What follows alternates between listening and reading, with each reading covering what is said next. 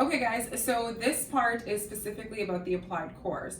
So Yana's already created a video where she's done the screen share with you where it shows you where you should go to apply for the course and how many components it is and then the cost of it, which is around like $800 or $900, $895 I think, or $875 plus tax of course. That part is all done through UBC. So I want to give you guys a disclaimer that it has nothing to do with GOBC. A lot of my students ask me for assistance or help and seeing if we can do the applied course through us. It doesn't really have anything to do with GOBC. It's specifically through UBC as well, right? So you have to pay UBC and register with UBC. And it's a very simple course. A lot of the times people think that, oh, it's for grades. It's not. It's just simply completion. But completion needs to be done according to their rules and regulations as well. So if you're filling out the CPS, which you're going to eventually do, they're going to give you specific commandments that you have to follow. You have to fill out in a specific way, which we've already shared the CPS with you in the GOBC Success group. It's already listed there. So if you guys get to that part, you can go find it on the GOBC Success group as well. So now, after watching Yana's video, I'm giving you a very 10,000 foot level idea as to how the components work. So component 1 is considered one of the hardest ones, but it's very, very simple, right? But it's actually, out of all the 4 components, it's actually the most tedious one is the word I could say, right? So component 1 has actually 3 modules in there. Those 3 modules have specific deadlines that you need to meet. So you can't sit, let's just say if component 1 is due on December 17th, you can't sit there and complete all of the modules by December 16th. Module 1 has a specific deadline that you need to follow. Module 2 has a specific deadline. Module 3 has a specific deadline. And those deadlines are given to you on the UBC calendar that they're going to provide to you, right? So all those modules need to be completed by those specific deadlines. Don't try to sit there and try to do them all in one go. It just doesn't help you in terms of learning the material, and it doesn't actually help the UBC instructors in marking your stuff either. And at the end, when your deadlines are not met, they're going to actually send you an email saying that you didn't complete the components on the right time, right? So make sure those deadlines are followed by each and every single module, and you can find those deadlines for every module under the calendar section.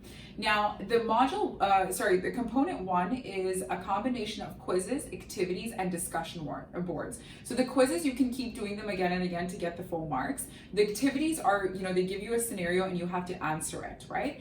And after you answer it, you illustrate your answer on something called a discussion board.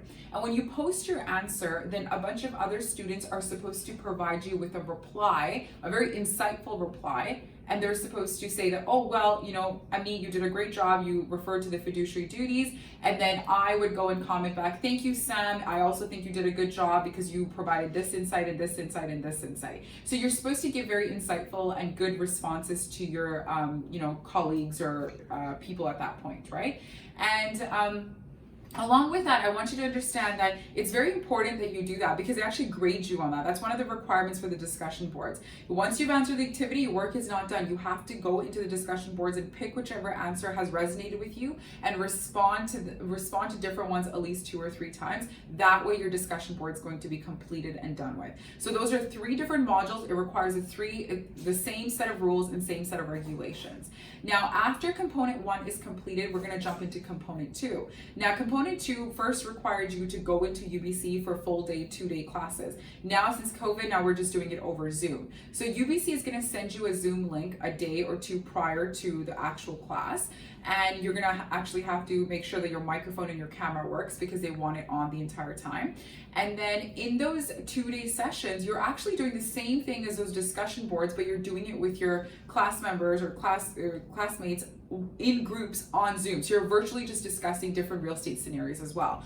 And they're from 9 to 4, or I believe 9 to 5, it's one of them, but it's full days, and you need to be present for those sessions. If you miss any of those Zoom sessions or those in class for those component 2s, they're gonna actually make you redo the course all over again. So you're gonna have to pay the entire fee and start from component 1. So make sure you cater your entire work schedule in your life for a little bit around this applied course because it needs to be completed for you to get your license. Now, when component 2 is finished, they issue you something called a temporary license after you have found yourself a brokerage. So after component 2 or during component 2, or you can even do it before, but people do it around component 2, they go looking for a brokerage.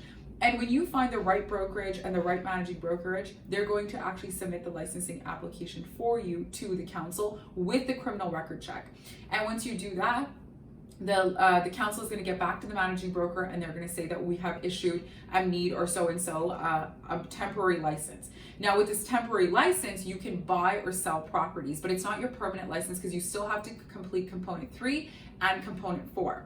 So once your license has been issued, you're gonna get a notification there, and your license is gonna hang at the brokerage. So you're not gonna put it in your wallet and walk around. It stays with the brokerage that you're working with, right?